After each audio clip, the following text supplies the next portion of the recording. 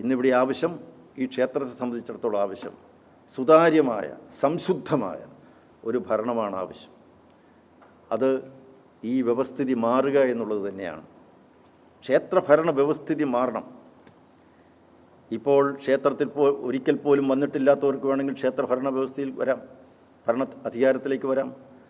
ശബരിമലയിൽ ഭാവിയിൽ എന്ത് വേണം എന്നുള്ളതിനെക്കുറിച്ച്, ഭരണവ്യവസ്ഥിതി എങ്ങനെ ആയിരിക്കണം എന്നുള്ളതിനെക്കുറിച്ച് അന്വേഷണം നടത്തിയ justice T Chandrasekhara Menon commission റിപ്പോർട്ടുണ്ട്. സർക്കാരിന് സമർപ്പിച്ചതാണ്, നിയമസഭയിൽ ചർച്ച ചെയ്തതാണ്. അതിൽ വളരെ വ്യക്തമായി പറയുന്നു എങ്ങനെയായിരിക്കും ഭരണവ്യവസ്ഥിതി. ഈ വ്യവസ്ഥിതി ഇത് കാലഹരണപ്പെട്ട വ്യവസ്ഥിതിയാണ്.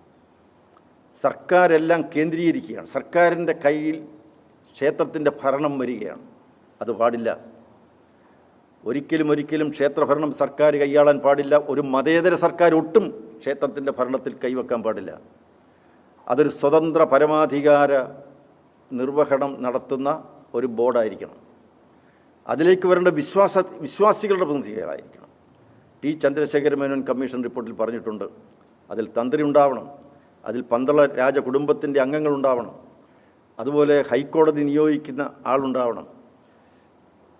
ഇങ്ങനെ വളരെ വ്യക്തമായി ഒരു ബോർഡ് രൂപീകരിക്കണം എന്ന് ടി ചന്ദ്രശേഖര മേനോൻ കമ്മീഷൻ റിപ്പോർട്ടിൽ പറയുന്നുണ്ട്. പത്മനാഭസ്വാമി ക്ഷേത്രത്തിൻ്റെ പ്രശ്നം വന്നപ്പോൾ കേരളത്തിൻ്റെ ഭരണാധികാരികൾ പറഞ്ഞത് എന്താണ്? പത്മനാഭസ്വാമി ക്ഷേത്രം വിട്ടുതരൂ എന്നാണ്, ഞങ്ങൾ ഭരിച്ചുകൊള്ളാമെന്നാണ്. ഹൈക്കോടതിയിൽ ആ തരത്തിൽ മൂവ് ചെയ്തു, അവർക്കൊക്കെ കുറേ വിജയമുണ്ടായി. പക്ഷേ സുപ്രീം കോടതി പറഞ്ഞു ഒരു കാരണവശാലും സർക്കാർ ഭരിക്കാൻ പാടില്ല. സർക്കാരിൻ്റെ നിയന്ത്രണമോ രാഷ്ട്രീയ പാർട്ടികളുടെ ഏതെങ്കിലും വിധത്തിൽ ഇടപെടലോ ഈ ക്ഷേത്രഭരണത്തിൽ ഉണ്ടാകാൻ പാടില്ല. അങ്ങനെയാണ് പത്മനാഭസ്വാമി ക്ഷേത്രത്തിലൊരു ഭരണവ്യവസ്ഥിതി ഉണ്ടായത്. എന്തുകൊണ്ട് ശബരിമലയ്ക്ക് അത് ഉണ്ടായിക്കൂടാ? അതേക്കുറിച്ചുള്ള ചർച്ചകൾ നടക്കണം.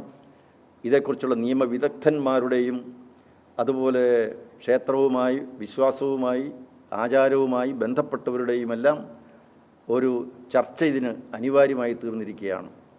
അതുകൊണ്ട് ദേവസ്വം ബോർഡ് കാലഹരണപ്പെട്ടുപോയ ഇന്നത്തെ ഈ വ്യവസ്ഥിതി മാറുന്നതിന് രാജിവെച്ചൊഴിയുകയാണ് വേണ്ടത്. ഇന്ന് അധപ്പതിക്കാവുന്നതിൻ്റെ ഏറ്റവും അറ്റത്ത് വന്ന് നിൽക്കുകയാണ് ക്ഷേത്രം. ഭക്തജനങ്ങൾക്ക് സഹിക്കാവുന്നതിൻ്റെ അപ്പുറം വേദന, ദുഃഖം, പ്രതിഷേധം, അമർഷം, ഉത്കണ്ഠ അവർക്കുണ്ട്. അത് കാണാൻ സർക്കാർ തയ്യാറാവണം, മുഖ്യമന്ത്രി അതിന് തയ്യാറാവണം, അതിന് അനുസരിച്ചുള്ള നടപടികൾ ഉണ്ടാകണം എന്ന് മാത്രമാണ് അഭ്യർത്ഥിക്കാനുള്ളത്. ശരിയല്ലെന്നാണ്, അത് ശരിയല്ല. അത് തൊണ്ടി സാധനമാണ്, തൊണ്ടി മുതലാണ്. അത് വിജിലൻസിൻ്റെ റിപ്പോർട്ടിലുള്ളതാണ്. കാരണം ഇനി ഈ അന്വേഷണം എല്ലാം കഴിയുമ്പോൾ ഇത് പരിശോധിക്കണമെന്ന് വന്നാൽ അവിടുന്ന് പിന്നെ ഇളക്കിയെടുക്കണ്ടേ? അന്വേഷണം പൂർത്തിയാകട്ടെ, അതുവരെ കാത്തിരിക്കുന്നത് എന്താണ്? ദേവസ്വം ബോർഡ് വളരെ തിടുക്കത്തിൽ ചെന്ന് കോടതി ചെന്ന് പറഞ്ഞ് ഞങ്ങൾക്കിത് പ്രതിഷ്ഠിക്കണം എന്ന് പറഞ്ഞ് പ്രതിഷ്ഠിക്കുന്നതിൻ്റെ ആവശ്യം എന്താ? ദേവസ്വം ബോർഡ് എന്തിനാ ഈ തിടുക്കം കാണിക്കുന്നത്? അതിൻ്റെ ആവശ്യം എന്താ?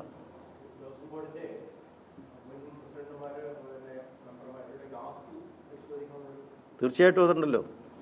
ഇവരുടെ എല്ലാവരുടെയും ബാങ്ക് അക്കൗണ്ടുകൾ പരിശോധിക്കണം. ഇപ്പോൾ മുരാരി ബാബു, അദ്ദേഹത്തെ ആണ് ഇപ്പോൾ സസ്പെൻഡ് ചെയ്തിരിക്കുന്നു. ഇനി നിരവധി ആളുകൾ കുടുങ്ങാനുണ്ട്. ദേവസ്വത്തിൽ ഇതിൻ്റെ പ്രസിഡന്റ് മാത്രമല്ല, മെമ്പർമാർ മാത്രമല്ല, കമ്മീഷണറായിട്ടിരുന്നവരും അതുപോലെ ദേവസ്വത്തിൻ്റെ ഉന്നത സ്ഥാനങ്ങളിൽ ഇരുന്നവരും ശബരിമല ആരൊക്കെ ബന്ധപ്പെട്ടിട്ടുണ്ടോ അവരുടെ എല്ലാവരുടെയും ഈ ധനസ്ഥിതി പരിശോധിക്കേണ്ടതാണ്, ബാങ്ക് അക്കൗണ്ടുകൾ പരിശോധിക്കേണ്ടതാണ്. അവരോടൊപ്പം പ്രവർത്തിച്ചിരുന്ന ഒരു വലിയ ഗൂഢസംഘമുണ്ട്, അതൊക്കെ കണ്ടെത്താനിരിക്കുകയാണ്. അതിലേക്കൊക്കെ അന്വേഷണം പോകുമെന്ന് തന്നെയാണ് എൻ്റെ പ്രതീക്ഷ. എന്തുകൊണ്ടാണ് CBI അന്വേഷിക്കണം എന്നാവശ്യപ്പെടുന്നത്? കാരണം 39 ദിവസം ഈ പാളികൾ, സ്വർണ്ണപ്പാളികൾ, അതുപോലെ തന്നെ ശ്രീകോവിലിൻ്റെ കട്ടിടപ്പാളികൾ എല്ലാം കേരളത്തിന് പുറത്തായിരുന്നു. എവിടെ പോയി എന്ന് ആർക്കും അറിയില്ല. ആരൊക്കെയാണ് ഇതുമായിട്ട് ബന്ധപ്പെട്ടതെന്നറിയില്ല. ആ സ്വർണം എവിടെ എന്നും ഇതുവരെ കണ്ടെത്താൻ പറ്റിയിട്ടില്ല. അപ്പോൾ ഇത് ഒരു ഉണ്ണികൃഷ്ണൻ പോറ്റി എന്ന് പറയുന്ന വ്യക്തിയിൽ മാത്രം ഒതുങ്ങേണ്ടതല്ല. ഇത് കേരളത്തിന് പുറത്തുള്ള നിരവധി ശക്തികൾ, സ്ഥാപനങ്ങൾ, വ്യക്തികൾ അവരൊക്കെയായിട്ട് ബന്ധപ്പെട്ട് നിൽക്കുന്നതാണ്. അതുകൊണ്ട് സംസ്ഥാനാന്തര ബന്ധമുള്ള നിരവധി കാര്യങ്ങൾ പുറത്തു വരാണ്. അതിനെപ്പറ്റി അന്വേഷിക്കണമെങ്കിൽ ആ തരത്തിൽ വൈദഗ്ധ്യമുള്ള ഒരു അന്വേഷണ യന്ത്രമുള്ള ആ തരത്തിൽ കൈകാര്യം ചെയ്യാൻ ശേഷിയുള്ള ഒരു ഏജൻസി തന്നെ അന്വേഷിക്കണം. അതുകൊണ്ടാണ് CBI അന്വേഷിക്കണം എന്ന് പറയുന്നത്. അല്ലാതെ ഇപ്പോൾ കോടതി ഒരു സ്പെഷ്യൽ ഇൻവെസ്റ്റിഗേഷൻ ടീമുണ്ട്, ശരിയാണ്.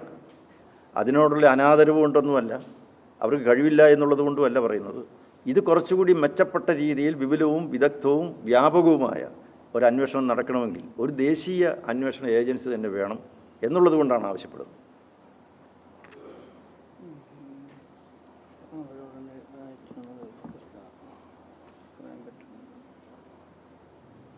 ഈ അനിഷ്ടങ്ങളും ഭക്തജനങ്ങളെ വേദനിപ്പിക്കുന്നതുമായ ഒട്ടേറെ സംഭവങ്ങൾ ഉണ്ടായപ്പോൾ പല ഹൈന്ദവ സംഘടനകളും ഒരു ദേവപ്രശ്നം നടത്തണമെന്ന് ആവശ്യപ്പെട്ടിട്ടുണ്ട്.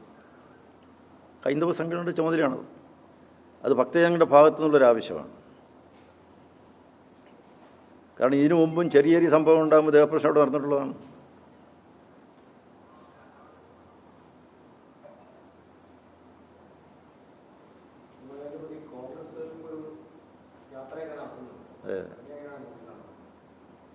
അല്ല, കോൺഗ്രസ് ഭരിച്ചിരുന്നപ്പോഴും ഇവിടെ പല ദേവസ്വം ബോർഡിൽ ഭരണത്തിൽ ഉള്ള ക്രമക്കേട് കണ്ടെത്തിയിട്ടുള്ളതാണ്.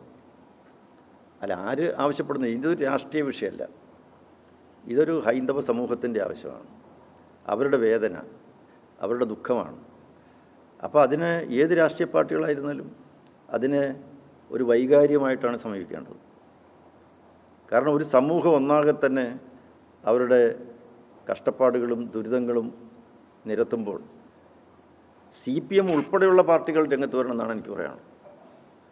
എല്ലാ രാഷ്ട്രീയ പാർട്ടികളും ഹൈന്ദവരുടെ കാര്യങ്ങൾക്ക് വേണ്ടി വാദിക്കാൻ രംഗത്ത് വരണം. എന്തുകൊണ്ട് പല പാർട്ടികളും മാറി നിൽക്കണം?